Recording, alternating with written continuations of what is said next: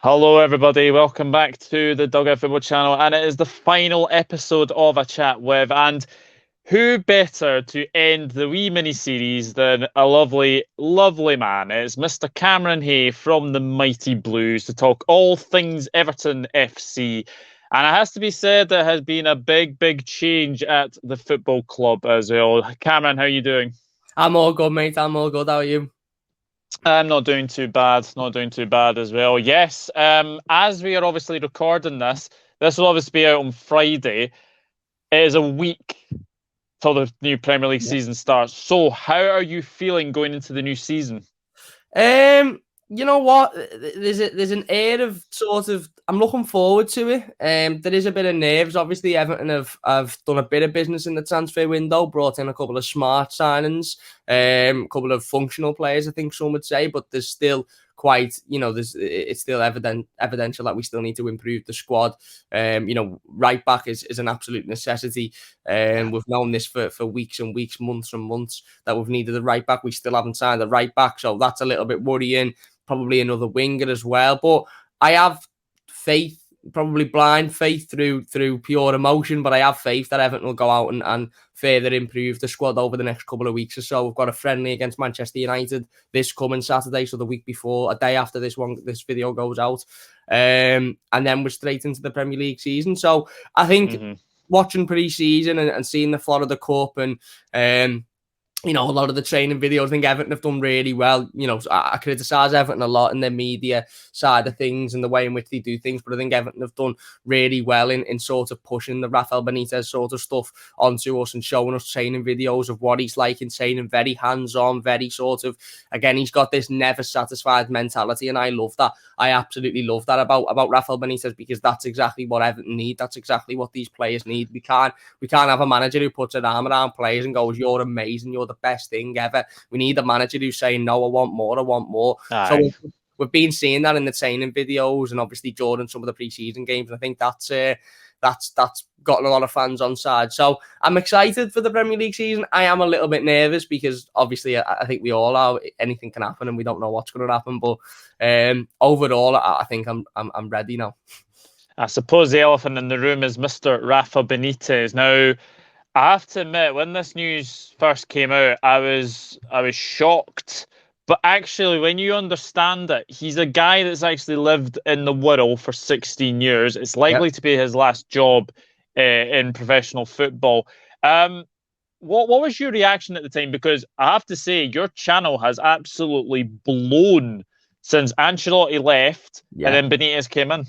Yeah, no, absolutely it has. It's been mad. We were just saying off camera away me about the heights of football and whether they're highs or lows. Whenever something big happens, people are wanting to get involved, people are wanting to engage, people are wanting to be there. And all I wanted to do was make sure that I sat down and provided content. I think we've done a video every day, just sitting down talking about the latest Everton news. And the good thing about it was I wasn't just doing it to say, "Oh, I'm going to get views here, so I'll sit and do a video." There was genuinely every morning you woke up, there was a different name in the hat, there was different rumours. I remember one point Fabrizio Romano had said, "Nuno signed, it's done, it's a done deal." And I remember coming on and talking about that. And then 2 days later, he was joining Palace. So it was a mad time. It was a mad time. I think my initial reaction to Rafael Benitez was I wasn't very pleased. I wasn't very happy. Now, I wasn't pleased for reasons that some mightn't think. It wasn't because of the Liverpool connection, and it wasn't particularly because of the things that he'd said in the past. I could get over that quite easily. I said openly, I think we all said on Toffee TV, that if this was Brendan Rodgers being linked with Everton, I'd have loved Brendan Rodgers, because he's gone to Leicester. He's shown that at a club like Leicester, who are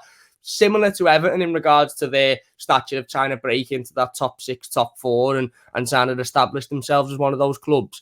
Brendan Rodgers has gone there and done a brilliant job. Won a FA Cup obviously last season, challenged for the Champions League every season, even if he's fallen short. So if it was Brendan Rodgers, I'd have been all over it. I'd have been made up. So it wasn't the Liverpool connection for Rafael Benitez. For me, it was firstly, a style of football. I associated the style of football with sort of a negative style, a little bit like Carlo Ancelotti, which is why I sort of thought the club were moving towards Rafael Benitez, because it was sort of less of the path to least resistance, if you like. It was the manager that was going to bring the least change to the squad, obviously, when Carlo left. And as well, I sort of had this worry that he hadn't been at the top level for a long time. He'd gone and managed in China. He hadn't done particularly well there. He'd obviously managed Newcastle before that. And whilst he'd done a good job at Newcastle, and if you speak to any Newcastle fan, they'll say he's the best thing since sliced bread. With all due respect to Newcastle fans and any that might be watching, Newcastle's expectations are here and Everton's expectations are there. So I was sort of associating him with the last big job he had, or a job at a club that have got similar aspirations to Everton, was Napoli, which was the last time he won a trophy, which was a long time ago. Aye. So I wasn't particularly very pleased. But then I also understood it wasn't like we were sitting here saying, oh, there's Diego Simeone, there's Pep Guardiola, there's this, and then we've gone for Rafael Benitez. The list of managers we were being linked with wasn't very exciting, let's be honest. Nuno Espirito Santo, I was never really sold on him, especially given some of the demands. Even as if he'd have come in and said, I want to manage Everton, it's my dream, I still wouldn't have been sold on him. But the fact that he was coming in and saying he wants to bring 45 members of backroom staff and he wants to bring Jorge Mendes, who just basically comes in and signs every Portuguese player on the planet. Some of the other names that were thrown in the hat, I wasn't massively pleased with. There was a few managers from abroad that I think would have been interesting, Christophe Galtier being one of them. But, again, it's very easy to name a manager that's out of a job and link him with a club that needs a manager, when in reality Christophe Galtier was always going to Nice and that agreement was always in place. It just hadn't been formally signed. So out of the managers that were thrown in the hat, David Moyes was thrown in the hat. I think even one day Mark Hughes was up there, and you're sort of just looking at it thinking Frank Lampard didn't really inspire me. Eddie Howe wasn't really inspiring me. So you look at Rafael Benitez and you think, although there's that obvious elephant in the room is that he's managed Liverpool, he is the most successful out of any of those managers. He is the most like Carlo Ancelotti in regards to his CV. And the more he come into the club and when he sat down and he done the interview, and I think what was really smart of Everton is to ask him those questions on the first day. Why you manage Liverpool, what's this about? And he come out and he said, well, I've managed loads of clubs and I fought for loads of clubs I've managed, and I'll fight for Everton because I'm managing Everton. Fantastic answer. Waited 3 weeks to do a press conference with the media because they knew the media were going to hound them with this question, with that question. And by the time he'd done the press conference, the majority of Evertonians were actually sat there having a go at the media for asking him those questions, saying, why are you asking him that? Why are you asking him about Liverpool? He's the Everton manager now. Because everyone had gone past the point of accepting it. Everyone was happy with it. I was happy with Rafael Benitez at that point as the Everton manager. So it was strange. It took a little bit of time to get used to, but I think now, when you see his hands-on approach and when you hear his never satisfied mentality, and when you hear like even little stories. Andros Townsend was in Florida the other day, done an interview with Everton, just sat down and done a little bit of a discussion, and said he was insane, and on one of the days, and he'd had a good session. It was a decent session, and he was tired towards the end of it, and he tried a little skill towards the end of the training session because he was tired, and he'd had a decent time, and it didn't end up going off, and he didn't think anything of it. He just thought, oh, it's hard to be a little bit clever there. It hasn't worked out. And apparently Benitez pulled him aside with the rest of the attackers for half an hour after the session and explained why you don't do that in that situation. You keep the ball or you pass it off. You don't try and be clever, and that's exactly what Everton need. And again, I'm not going to sit here and start slewing Carlo Ancelotti because people will probably get our videos up from last season where I'm talking about him like an absolute god, but it was widely known that Carlo Ancelotti was very there was a phrase that was put out after he left saying he'd often say to the players, just play. Now that's fine. That's fine when you're managing Cristiano Ronaldo and Zlatan Ibrahimovic and, the best strikers in the world, that you can go out to those players. You can go out to Sergio Ramos and say, just play. You can go out to Paolo Maldini and say, just play, because they're the best players to ever grace this earth. You can't go out to Fabian Delph, Alex Iwobi. With all due respect, even some of our better players, you can't go out and say, just play. It doesn't work. You need to be hands-on. You need to be there. You need to be coaching them. And I think Rafael Benitez is a coach. So yeah, I'm happy now. I'm happy with Benitez. I'm looking forward to the new season. I think our FFP situation has done us over a little bit.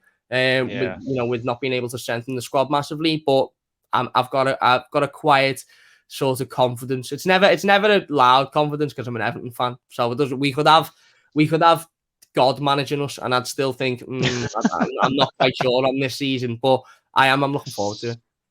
Yeah, definitely. Are you looking forward to getting back to Goodison Park as well? Oh, mate, I can't wait. I can't wait. 2 weeks on Saturday it was, or a week this Saturday, 11 days. I absolutely can't wait. I haven't purposely not been, obviously, because of the pandemic, but I was asked the other day by me sister's boyfriend if I wanted to go to the Manchester United game, the pre-season friendly on Saturday, because he could have got tickets. And I just said, no, I don't want to go.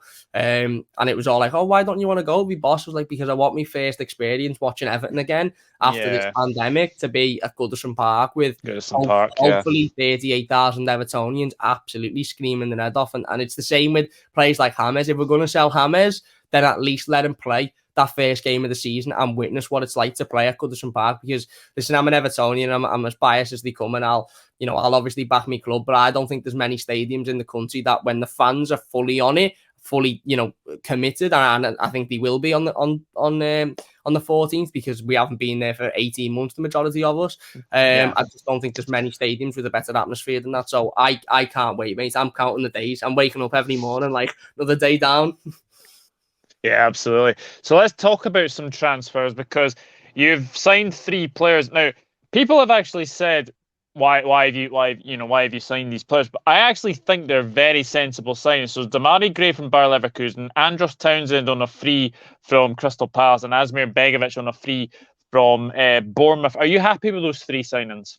Yeah, absolutely. I think, like you said, very, very clever deals. I think you're spot on it. I think on the sort of, if you're looking at it just sort of on the face of it, you probably do think, oh, what are Everton doing? You want to compete with Leicester. They want to compete. Look at Villa signing Leon Bailey, for example, mid-Wendy, and you look at Everton and think, oh, why is he signing Andros Townsend? But when you take a deep look into it and you think, well, Andros Townsend, 36 games he played last season for Crystal Palace. Okay, I think he got 1 goal, 5 assists, but he's a very, very functional Premier League player. He's very suited to the Premier League. We've gotten rid of Bernard, so we've allowed a lad who was 29 years old on £125,000 a week, who is a better footballer than Andros Townsend. If you put them on a field and said, yeah, entertain me, Bernard would win 10 times out of 10.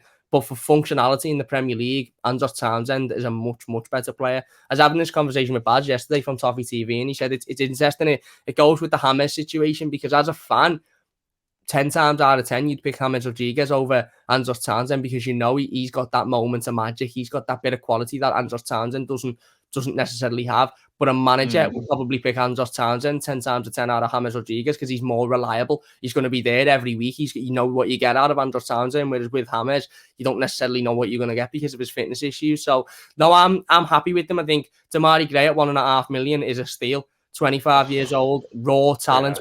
Yeah. I remember seeing him growing up at Birmingham and thinking, this lad, if his path is the right path for him, this lad could go on and be one of the best wingers in European football. And look, he went to Leicester, which usually is a success for a lot of players. It didn't quite work out for him. Went over to Leverkusen. Obviously, he had a couple of really good wingers to compete with there, so it was difficult to get in that team. And now he's being given a chance to come to Everton and prove himself. And one thing I'd say about the 3 players, more so the outfield players than Asmir Begovic, is that the 2 of them are coming into, for me, the biggest club they've ever been at. I know you might say, oh, Andros Townsend's been at Tottenham, but I really don't see Tottenham as a big club. They've got a big stadium. That's about it.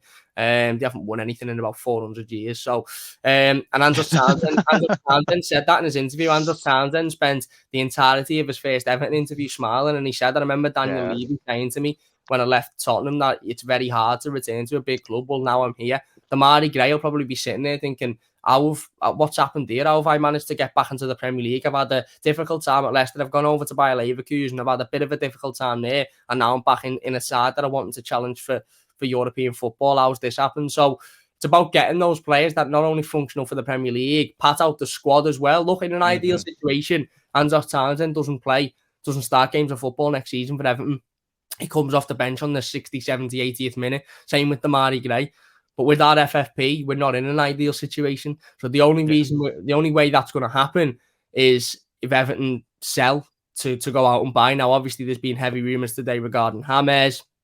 The Richarlison rumours are always sort of lingering. I don't think Richarlison will go, but they're always sort of lingering. I think we were, as a club, sort of thinking that Moise Kean would go and we'd have that 25, 30 million for Moise Kean to be able to play with, but that isn't the case now. And to be honest, the more the days go on, the less likely I think that transfer is to happen. So we can't just go out and spend 50 million on a winger or 80 million on a centre midfielder. So you've got to be clever. Asmir Begovic, top level Premier League goalkeeper for years and years and years, experienced, no brainer whatsoever. Coming in as a number 2, he knows that he'll be able to give competition to Jordan Pickford. And like I said, the 2 lads on the wing, I think, are really smart signings. And again, a lot of Evertonians would want us to go out and bring in, the high profile players that are going to take us into Europe, but you've got to be able to sort of, again, get that money together to do that. And I think Everton are going to have to sell to be able to do that. But no, I'm happy with the 3 of them so far, mate. Yeah, definitely. And Asmir Begovic joins Tim Howard in being an Everton goalkeeper to have scored in the Premier League as well. So it's a very, very good signing. Just obviously out, Bernard, a player who must be absolutely frustrating to watch week in, week out. Was he actually that frustrating to watch? The thing with Bernard was, like I said, if you give him a football on the seat, you'd watch him and think he was one of the best players in world football. You'd look at him and go, this lad, his touch, amazing. His control, amazing. He is quick. He can beat a man.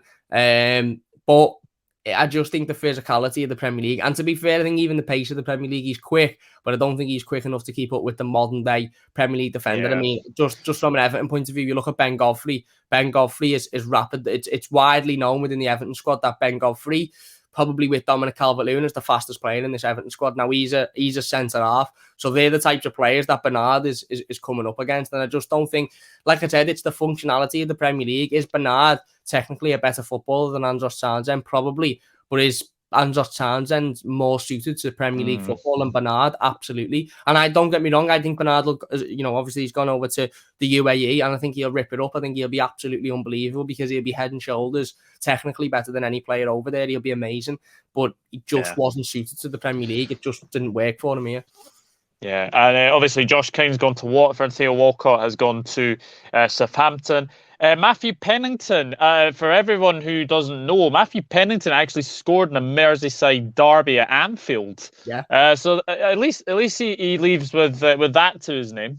Yeah. Again, it's a bit of a mad one with Matthew Pennington because it's the same with it's the same with a lot of academy players, and this is something that Liverpool do really, really well. Actually talked about this yesterday with the lads over at Toffee TV as well, and it's something that Liverpool do really well and other clubs do really well is sort of marketing their under 23 players or under 18 players and getting to a point where, whether that's when they're 19, 20, or whether that's even before that, where they make the tough decision of thinking, right, is this lad going to be good enough to play in the first team? For me, if you're 19 years old and you're not good enough to play in the first team, I don't really think you're ever going to be good enough to play in the first team. As harsh as that might sound, the only reason you're then going to be good enough is if you go out, sign for another club, maybe in one of the lower leagues, and build your way up, like we've seen some players do. John Lundstram done it with Sheffield United, obviously left Everton. But I think, again, like I said, I think Liverpool and other clubs are very good at getting to that point, realising, okay, this lad probably isn't going to get in our first team, so we will sell them on for a profit. Harry Wilson, whatever it was, £12 million. I can't even begin to imagine how much money Liverpool Football Club have made off young players that have got no future there, that have just sold the teams for £10-15 million here and there, whereas Everton don't do that. For me, Everton should have sold Matthew Pennington after he scored that goal at Anfield, because that was when his stock was at his highest, and we knew at that point that probably isn't good enough to play for Everton. So he's just scored in a Merseyside derby, he's played a couple of games, let's go and sell him. And it's also beneficial to the lads as well, because you're saying to the lads, well, yeah, you're not going to make it here, but that doesn't mean that you're not going to make it somewhere else. That doesn't mean that you're not going to go and have a successful career in League One or the Championship. And again, if you're 24, 25 years old, you don't want to be playing under 23s football every week. It's not the level you want to be at. If I was at Everton and I was a young player now, 22 years old, and I was sat down by Duncan Ferguson or Rafa Benitez, whatever, and said, look, lad, you're not good enough to play in this first team. You're not anywhere near Dominic CalvertLewin's level. Do you want to continue playing in the under 23s where you're head and shoulders better than everyone else because you're playing with kids, you're playing with 16, 17, 18-year-olds? Or would you rather sell us, you move on, and you go and play in the Championship week in, week out, or League One? I'd say, no, sell me. I want to go and I want to go and play first team football elsewhere and make a career for myself. And I think that's where Everton need to be a little bit better at. But no, look, he scored in a Merseyside derby, and overall a decent defender. I just don't think Premier League quality, certainly not Everton Premier League quality. But obviously we wish Matty and all the other lads that have left the best of luck. Yeah, definitely. Mohamed Besic as well, Yannick Bolasie, and somebody that got man of the match in Hearts versus Celtic, Benny Baningime. I think I've pronounced that right as well. You must be happy to see Benny do well in his first game for Hearts and be man of the match against a very top, well, not really a top Celtic side, but a very good Celtic side, I should say. Yeah, no, absolutely. Look, Benny Baningime is a fantastic lad for the start. He's dead down to earth. He's a brilliant footballer, brilliant midfielder. And again, I'm really happy for him. I hope he's a massive success. Over at Hearts, it's an easier league than the Premier League. Let's not get it twisted. It's a much easier league than the Premier League. And I think Benny's a really solid midfielder. He'll dig deep. He'll get involved. He'll win the ball back in the midfield. He's not afraid to throw a slide tackle in. Yeah. He's at a good age now. He's a physical player. So I wish Benny the best of luck in his career, and I'm sure he'll have a really successful career. Over at Hearts, it's a shame it didn't work out at Everton, but again, in these situations, you have to trust the coaching staff, don't you? Again, I've seen some Evertonians say, "Oh, why didn't we keep hold of Benny Baningime? Why didn't we keep hold of Benny Baningime?" Well, Rafael Benitez might have looked, probably not Rafael Benitez, because I think that decision was made before Benitez come in, but the coaching staff, whether it be Carlo Ancelotti or Duncan Ferguson, might have witnessed Benny Baningime getting torn left, right, and centre by Dominic CalvertLewin or Richarlison in training every week, and thought this lad isn't able to compete with the players in our squad, so he's not going to be able to compete with the players in the Premier League, so let's move him on. And look, Benny's a really, really solid player, and he'll do really well at Hearts, and I really hope he does. Yeah, definitely. So we have obviously talked about the ins and outs. Do you expect any more transfer activity in at Everton and out of Everton before the window closes? I do. If I'm being honest, unfortunately, I don't want him to leave, but I do think that the way things are going at the moment, I think James Rodriguez might leave Everton. Again, I love James Rodriguez and I want him to stay, and I think he as a footballer is an absolutely unbelievable talent. He's an amazing footballer. Even last season, he only played 25 games, but the games in which he played in, he was amazing for us. But also off the pitch, this lad, again, I said it yesterday in one of our streams, and I think I'll stick with it. I think other than Cristiano Ronaldo and Lionel Messi, I think he's the biggest footballer on the planet in regards to global reach, global fan base. I know you've got your Neymars and your Mo Salahs and your Mbappes, but James Rodriguez has got the majority of South America behind him, and that's a big continent. So it would be disappointing to see him leave. I also do understand the club side of things. Look, he's 30 years old. He's got 1 year left on his contract. So if he doesn't leave for a fee this summer, and then he decides halfway through the season he doesn't want to be here, then he goes for free next summer. We might get maybe 10 million for him, something like that. He's got injury issues. He's on upwards of £200,000 a week. And with our financial situation, if we want to go out and bring in players, then we probably can't really turn down, offers like this one, but it would be massively disappointing because I want to see him I want to see him live in the flesh, because we've never seen him live in the flesh other than the fans over in America. And B, I think he's a fantastic player, and I think, we at Everton are a team who can afford to give away 6 goals and 9 assists or whatever it was that he got last season. We just can't afford to lose that unless it's going to be replaced. If somebody said, right, Cam, James goes tomorrow, but you bring in Rafael Lau from AC Milan, or you bring in Diaby from Leverkusen, or you snatch Leon Bailey from Villa, I'd say, do you know what? Fair enough. Don't want James to leave, and it's disappointing, but we're replacing him with brilliant quality. But I think that's the problem with Evertonians, is we don't trust the club to go and replace that creativity. We don't trust the club to go and replace those goals.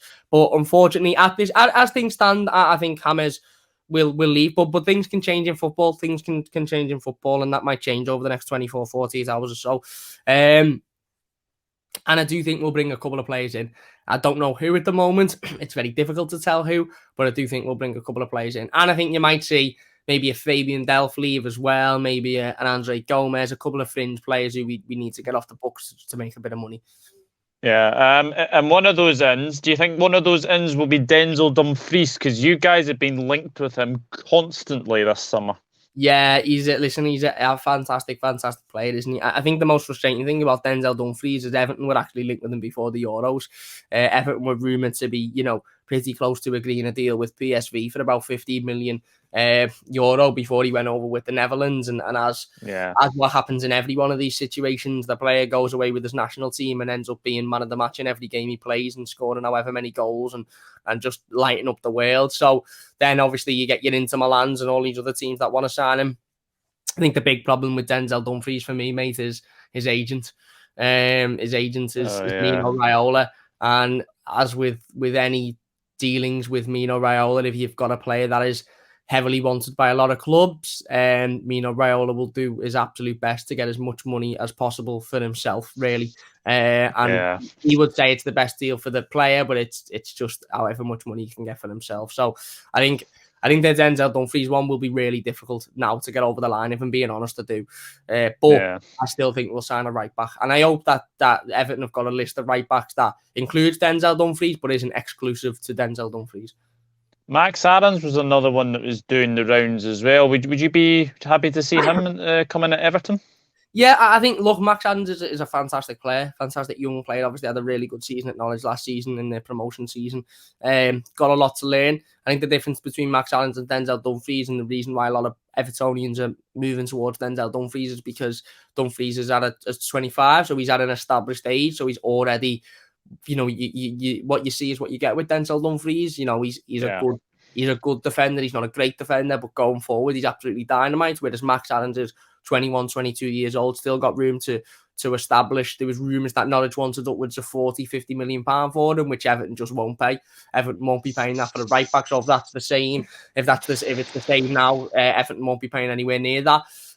But Everton might be looking at it thinking, okay, well, Norwich have demanded that amount of money, and every club that were interested has gone, no, not a chance of you getting that. So maybe they'll take that estimation down, and maybe they'll want a little bit less just to try and get some money in for him. So again, I think Max Aarons is a really good player, and I'd take him at Everton all day long. I think he'd be a great signing. Yeah. Or I think Everton and Marcel Brands will be more maybe looking at another Denzel Dumfries, i.e. somebody that nobody really knows an awful lot about, nobody's really seen an awful lot, but is massively talented. Because Max Aarons is obviously, he'd be up there because he's a fantastic player, but he's also very well known. So Norwich won't be shy in trying to get as much as they can for him. Yeah, definitely. So let's go into your first 6 fixtures. So you've got Southampton at home to begin the season, Leeds United away, Brighton away, Burnley at home, Aston Villa away, and Norwich City at home. Now, that's not a bad wee start. So I'm going to put you on the spot here. How many points do you think you'll get out of those first 6? Okay. I'll have to go through them individually. Let me get them up on my phone, and we'll go through them individually, because it's difficult, because, like I said, with the the fact that I think Everton still need to strengthen. I'd still like, if Everton go out and buy a right back and another right winger, then I think we'll be in a much different situation as to what we're in now. So we have Southampton to open with. I think we'll win that game. I think the pure emotion of having the fans back, hopefully having the fans back, 38,000 Evertonians in the ground, cheering, screaming, I think we'll win that game. Leeds away, it'll be difficult. I don't think our away form this season will be as good as it was last season. I don't think anybody's away form this season will be as good as it was last season, because obviously you've got fans back in the stadiums, hopefully. Yeah. So I'm gonna. I don't know. I don't want to say a point and then everyone go, "Wow, you're negative. We'll win that." I'm gonna say a point, because I think Leeds are a decent side, and I think it'll be a difficult one. Brighton away, I think we'll win 3 points. So there's 7 out the first 3. I think we'll beat Burnley at home again. Second game with fans in the stadium. I think we'll beat Burnley at home. So that's, what did I say? 7. That's 10. Villa away, I'm going to go with a point, because I think the difficult team. So 11, and then I think we'll beat Norwich away. So that's 14. That's right, isn't it? 14. Yeah, that's not too bad. That wouldn't be too a bad season. Actually, one of the things I was going to ask you, your home form, and obviously you'll know from us, we really lacked without the fans. Would you say your home form is something you want to improve on this season? Oh, absolutely, mate. Absolutely. You look at Everton's season last season, and we were 8 points off fourth. Now, some people go, 8 points is loads, but we lost at home to Fulham, who were basically relegated at the time we lost to them. We lost at home to Newcastle, who were dreadful at the time and were dreadful for the majority of last season. We lost at home to, I can't even, I think we lost at home to Brighton, or no, we beat Brighton at home, didn't we? We drew with Brighton away, which we should have won. We lost at home to West Ham, who at the time we were fighting with for top four. We lost at home to who else did we lose it on towards the bottom of the table? Southampton, we lost away. It was to Southampton we lost, but I think we barely beat them at home. Villa, we dropped points against as well. So the amount of games that we dropped points in that you looked at and thought, Everton really, really should be winning those games. Sheffield United, we lost at home to when they were. I will never understand how you lost that one. They were gone, dead and down and out, and we lost at home to them. I think they'd only gone one game before that, not conceding a goal away from home, and then they come and beat us at Goodison Park. And 8 points is a lot, but when you think of the games we dropped points in and we lost, we could have easily finished in the top four last season if we'd have just been a little bit more consistent or a little bit more screwed on. And a lot of those games were at home. A lot of those games, our form at Goodison Park last season was absolutely dreadful. It was lucky that our form away from home, beating Liverpool, beating Arsenal, taking a point at Manchester United, beating Leicester. We were lucky that away record really sort of I suppose made up for the poor home record. But I think this season will be a lot better at home, and I don't think we'll be as good away. Yeah, I absolutely agree with you. Absolutely agree with you. So with that being said, another question for you. What would be a successful season for Everton? Okay, I think challenging for Europe would be a success. I think top 7 at the moment would be a success. Anything less than top 7 would be disappointing. However, it's very difficult to say that anything less than top 7, between 10th and 7th would be realistic, because that's where we've finished in the last couple of seasons. It finished 12th in Ancelotti's first season, 10th last season. So I'm not going to sit here and say, there's not a chance we'll finish below 8th, because there is, because we have the last 2 seasons and Everton over the last couple of seasons have been the definition of mid-table mediocrity. So I think a success would be top 7, challenging for the top 6. And ultimately, like I said, making ourselves difficult to beat, not rolling over for teams, not, turning up and looking like we're not interested and losing in games that we shouldn't be losing at. Obviously, we'll lose some games, and I'm sure we'll be beaten by some teams that are just better than us on the day. But going out there and showing us a sort of, a philosophy and showing I suppose, what's the word I'm looking for? An identity to ourselves and how we play and how we fight and how we win and how we battle as a team and how we work together as a team. And I think if we can see all of that, then it will be a success. But in terms of league position, I think top 7 fighting for the top 6 would I think be deemed as a success by Evertonians this season or next season. Yeah. What about the cups? For me, Everton, I say it every year, Everton should be looking to win both cup competitions. Everton are a club that can sort of go. Listen, I personally, I'm one of these Evertonians who looks at it and thinks, if Everton win an FA Cup and finish 12th, I'm made up. If Everton win an FA Cup and finish 13th, I'm made up. Some fans would say no, because that's, showing that there's been a sort of a decrease in league position. But for me, I think we haven't won a trophy in my lifetime. I've never seen Everton lift a trophy other than the Follow the Cup last week. So for me, a trophy is the number one and the absolute number one. Whether it be the Carabao Cup, the FA Cup, I'm not really bothered. We need to go out and win a cup. But I also think you do have to focus on league position as well, because you don't want to do the old Wigan winning the FA Cup and battling relegation. I think they ended up going down that year as well. I know now and have never come back. I don't think so. I think league position is important, but for me, if we get to if we get anywhere near the final stages of those cup competitions, I think it's winning a trophy, because Everton have got to win a trophy. We're starved of success. Yeah, definitely. So I do have a couple of questions that actually were asked on Twitter. The first one's from a Chelsea fan, and they're asking, are you actually going to be taking Kurt Zouma? I don't think so. I've seen some of the rumours as to how much Chelsea want for Kurt Zouma, and I just don't think Everton would pay that money. With centre, we're not really in a difficult position with the centre halves at the moment. There's a decision to be made on Yerry Mina because his contract's up, I think, next summer. And obviously he's at an age where, you don't really want him to leave for free, but if you're going to make any money on him, it'll be this season that you make money on him. So the decision to be made there. But other than Yerry Mina, you've got Ben Godfrey, who's outstanding. You've got Mason Holgate, who's hot and cold. But again, I think if we got a bid for, we'd sell, but I don't really think we'll get a bid for. Michael Keane, who's the same, hot and cold. Jared Branthwaite, who's young and up and coming, looks brilliant.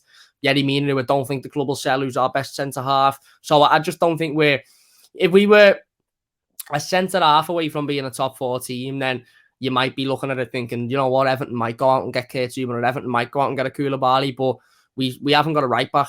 We need another right winger. We could do with another backup centre-forward. We could do with another centre-midfielder. So centre-back is probably 5th, 6th priority in the list. So I don't see us buying Kurt Zouma. Someone will buy Kurt Zouma, though, because he's a very good player.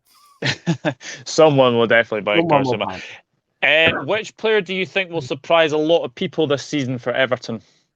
Demarai Gray, to be honest with you. Demarai Gray, I'm going to say it. I've watched them only for 45 minutes on 2 different occasions, and I think he has this air of, there's a fine line between sort of cockiness and confidence, but he has this air of, I like to call it responsibility. We've seen it. He was on the pitch for 15 minutes, made his Everton debut against Millonarios in the Florida Cup. 15 minutes he was on and we won a penalty. He didn't win the penalty, by the way. I think Nathan Broadhead won the penalty, and he went over and he picked the ball up and he said, I'm taking this. And even though there was Everton players around him going, no, I want to take it. I'm taking it. He went, no, I'm taking it. He picked the ball up, he put it on the spot and he buried it. And it's that sort of accountability and responsibility that I like. I like a player to go, no, I'll take this game by the scruff of the neck. I'll put the responsibility on myself. And I think he did that. And I think, again, having seen him, he's very direct. He's got a good pass on him. His assist for Moise Keane's goal, again, in the last pre-season friendly was unbelievable. He can cross a ball. He can get in good areas. He can shoot. So I'm going to say Demarai Gray. I don't think... Listen, Dominic CalvertLewin, I think a lot of people would expect to have another good season, hopefully. Same with Richarlison, Ben Godfrey. So I think Demarai Gray, a lot of people will overlook. So I'm going to say Demarai Gray. How many assists will Luca Digne get this season? That's an interesting one. That's an interesting one. Depends how good Dominic CalvertLewin and Richarlison are, I suppose, in the box, doesn't it? I'm going to say 10 assists this season for Luca Digne. Yeah, he's such a good player, isn't he? Such a good player. Are all Evertonians now accepting Rafa Benitez as manager? Yes, not all. There will, I don't want to say all, and then somebody go, "Oh, I haven't." There will be Evertonians that still don't accept it. There will be Evertonians that still aren't happy with it. But I think the majority of Evertonians have accepted it, and I think the majority of Evertonians are happy with it even more so than accepting it. I'm happy with Rafael Benitez as the new Everton manager. I think, haven't seen the training videos, haven't seen his interviews, haven't listened to him, haven't sort of tried to gauge what's going on at the club. I think it's a good appointment, and I'm really excited for the future. Personally. Yeah, definitely. And also, one last question. With a lack of playing time for England, do you expect Dominic CalvertLewin to hit the ground running? Yeah, absolutely. I think Dominic CalvertLewin will improve again this season. It's statistically factual that Dominic CalvertLewin every single season at Everton has improved his goal rate and just his general play. Scored 22 goals last season, I think 16 in the Premier League. I expect him to get at least 20 in the Premier League this season and maybe 25, 26 overall.